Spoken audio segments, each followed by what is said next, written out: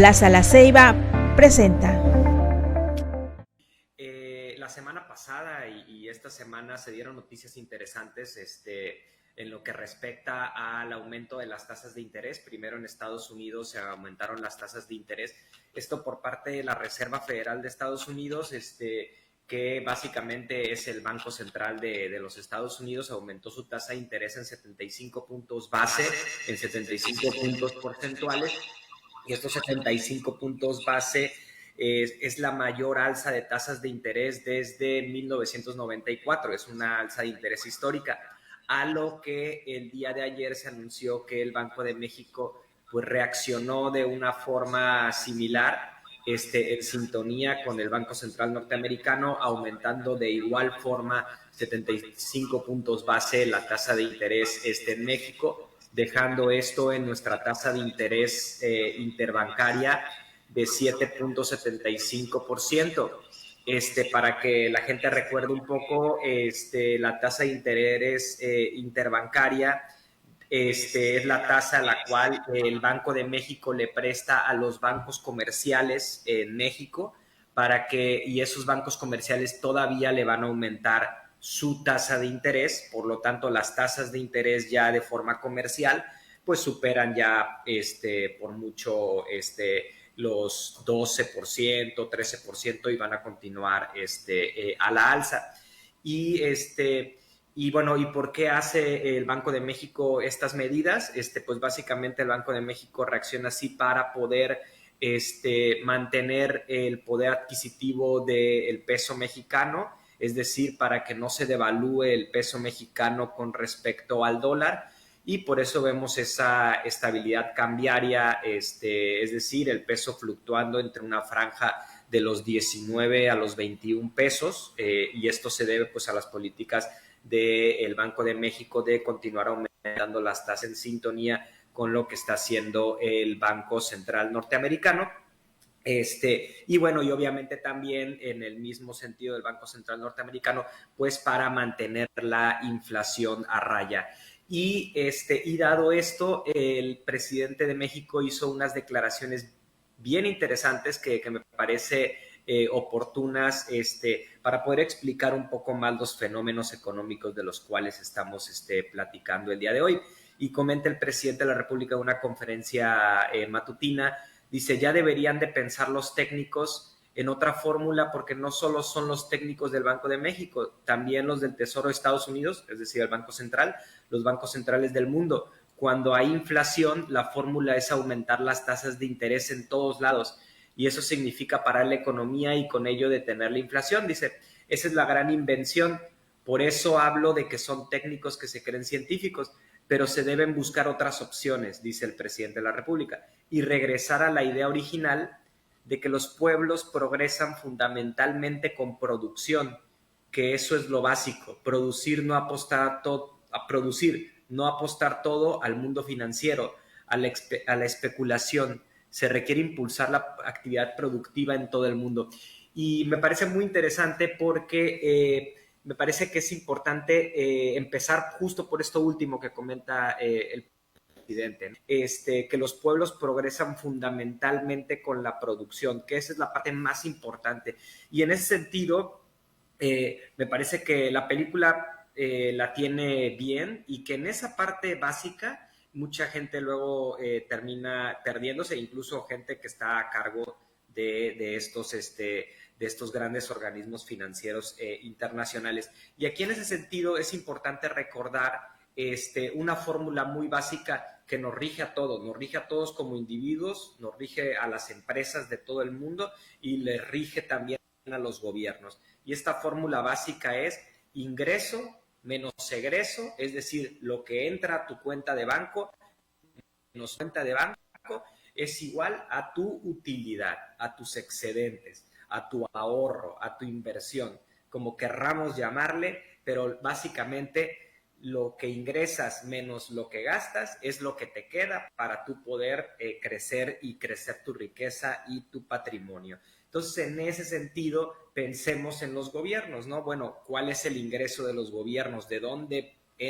les entra recurso al gobierno? pues básicamente los gobiernos tienen 4 formas de ingresar recursos a sus arcas. Primero que nada, la muy conocida, cobrarle impuestos a su propia población. De esa forma el gobierno puede agarrar y tener más dinero en sus arcas. Por otro lado está pues contratar deuda. El gobierno se endeuda y de esa forma tiene más dinero en este momento, pero esa deuda hay que pagarla en el futuro. Por otro lado, países como México, pero por ejemplo también países como Chile, Rusia, los países del Medio Oriente, tienen, además de esto, tienen ingresos extra. Es decir, por ejemplo, en el caso de México y de Rusia, por ejemplo, ingresos extra por la venta de hidrocarburos, ¿no? Por la venta del petróleo. Eso te genera ingresos adicionales. Pero también, por ejemplo, países como Chile y muchos otros países en el mundo no exportan petróleo, pero sí exportan materia prima, como por ejemplo cobre, ¿no? Cobre, plata, oro, todo ese tipo de minerales también les constituye un ingreso extra. Entonces, esos son los ingresos extra que los países pueden captar en el mundo. Pero por otro lado, pues los países pues tienen gastos que realizar. Existe el gasto en inversión social que tiene que ver con educación, salud, todos estos apoyos que se les da a la población. Eso es gasto en inversión social. También se tiene el gasto corriente, es decir, la nómina, hay que pagarle a toda la burocracia estatal, municipal, federal, y pues eso es un gasto que el gobierno también tiene que erogar. Y por otro lado, pues se tienen que pagar las deudas que se contrataron en otros años, quizá por otros gobiernos, pero también se tiene que contratar toda esa parte. Y esto que les comento es un panorama general, porque hay países que dedican, que lo que dicen es, bueno, vamos a aumentar los impuestos para poder solventar todos esos gastos. Y tenemos países, por ejemplo, como Suecia, Francia, que tienen tasas impositivas de arriba del 50%, 70%, y con eso ellos gastan, invierten en su propia población. Existen otros países como el caso de Rusia, antes el caso mexicano y el caso de los países de Medio Oriente, que deciden apostarle al petróleo, a tener ingresos extra por otros medios y no tanto cobrar impuestos altos, al contrario, cobrar impuestos bajos, pero vender estos productos afuera, ¿no? Y por otro lado existen países como es el caso de Estados Unidos y es el caso de Europa, en su gran mayoría, que dicen, bueno, no tenemos ingresos extra por parte de la venta de otras cosas, tampoco le vamos a cobrar muchos impuestos a nuestra población porque políticamente no es rentable, entonces vamos a imprimir dinero y vamos a endeudarnos bastante para entonces poder pues solventar todos estos gastos de la burocracia y muchos otros gastos que están teniendo estos grandes países avanzados. Entonces ellos deciden imprimir dinero. Este es el caso en el que nos encontramos hoy en día, y este es el caso que sucedió en el 2020. Para darles un dato que a mí me parece sorprendente, es que 1 de cada 5 dólares en toda la economía, es decir, el 20% de todo el dinero en dólares que se encuentra circulando en todo el mundo, lo que se ha acumulado alrededor de la historia, el 20% de eso se imprimió solamente en 2 años, es decir, en el 2020 y en el 2021. De repente el mundo, si había X cantidad de dólares, bueno, ahora súmenle el 20% adicional, es lo que se metió de nueva cantidad de dinero. Y aquí es en donde la parte que comenta el presidente se vuelve importante, porque sí, el mundo de repente ya tenía más papelitos para poder hacer transacciones. Hay que recordar que el dinero no es más que un medio para intercambiar cosas, entonces ya había 20% más. Sin embargo, más dinero no necesariamente significa más producción de bienes y de servicios, y tampoco significa más riqueza. Entonces, qué fenómeno hace que nos volvamos a la realidad y que de haber aumentado el 20% de la cantidad de dinero, pues eso no se refleje en más riqueza, en más producción? Pues es el fenómeno inflacionario. El fenómeno de la inflación nos regresa pues a la vida real, en la cual no porque alguien imprima más dinero significa que realmente la gente va a producir más o va a tener mayor riqueza.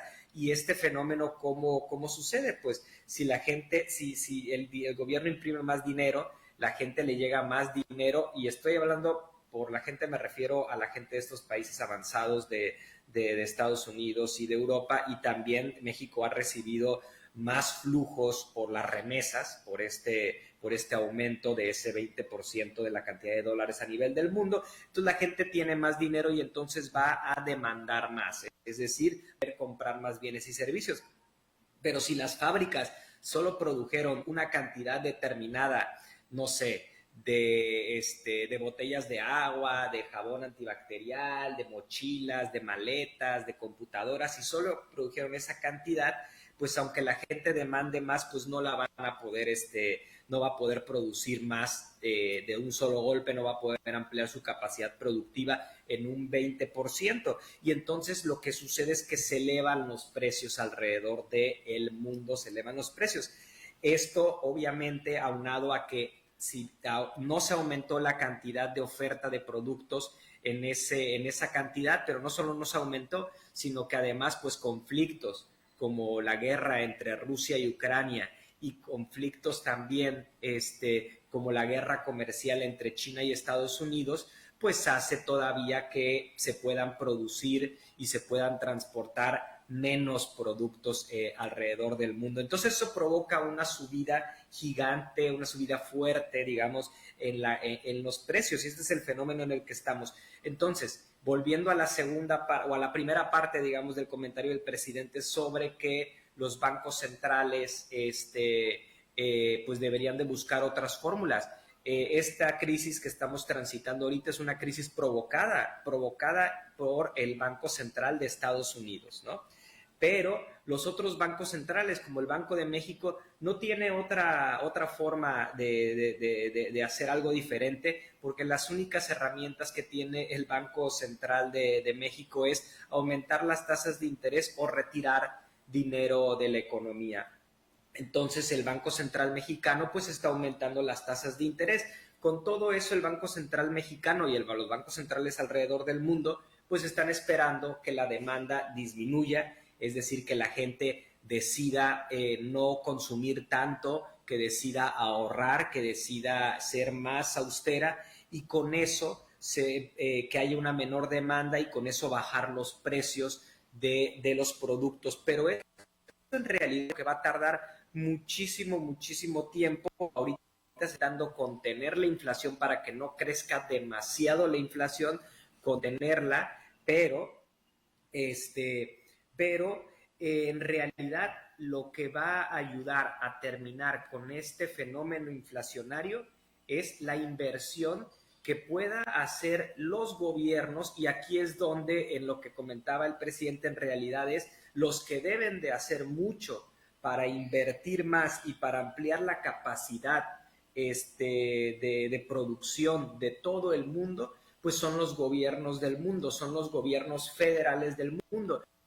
Y en ese sentido se deben de apoyar proyectos, por ejemplo, en el caso de los energéticos, más refinación, más refinerías alrededor del mundo va a provocar que entonces se disminuyan los precios de los energéticos, que se reconfiguren y que ahora haya más fábricas en Latinoamérica, en México, en Sudamérica, va a provocar que se disminuyan los precios alrededor del mundo, que haya más puertos, que haya más facilidad para transportar los bienes, menos aranceles entre distintos países, también va a ayudar a disminuir la inflación. Pero eso es algo que no puede hacer el Banco de México, lo tiene que hacer los gobiernos federales de todo el mundo poniéndose de acuerdo, y todos esos proyectos de ampliación de infraestructura que sin duda se tienen que hacer, llevan mucho tiempo. Llevan de un panorama entre 5 a 10 años. Entonces, eso es lo que realmente va a solucionar el problema inflacionario. Y mientras, para que ese problema inflacionario no se salga de control, el Banco de México lo único que puede hacer es seguir subiendo sus tasas de interés para que nuestra moneda no se vaya a depreciar, que no vaya a llegar a niveles del 25-30%. Es básicamente lo que se puede hacer y cómo funciona pues la máquina económica. Pues ojalá esto no suceda, porque bueno, la determinación del Banco de México, ¿no? La inflación, me parece que, no recuerdo cuántos años tenía, Alejandro, el porcentaje de crecimiento que aplicó, y bueno, eso seguramente se va a reflejar en el encarecimiento de productos, de que por sí ya están bastante elevados. Desde 1994 no se daba una subida de esa magnitud. Y bueno, y sí, los precios, los precios van a continuar pues subiendo, eso lo estima el mismo Banco Central Mexicano, que van a continuar subiendo. Aquí el asunto no es si van a continuar subiendo o no van a continuar subiendo, sino que no suban demasiado. O sea, por ejemplo, ahorita están los precios subiendo alrededor del 7%, pero recordemos que, por ejemplo, países como Venezuela o México de los años 80, los precios subían en 40, 50, 30%, incluso había gente que iba a comprar en los años 80 en el supermercado en la mañana y en la tarde los precios ya eran otros, porque así subían tan fuerte. Entonces ahorita lo que se está intentando hacer es contener este fenómeno para que no se nos salga de control como si se salió de control en el pasado reciente en México. Alejandro, muchas gracias. Si Dios así lo permite, la próxima semana estaremos escuchándote. Te envío un fuerte abrazo, excelente mañana. Abrazo, hasta luego a todos, cuídense. Alejandro García Medina, especialista en materia económica.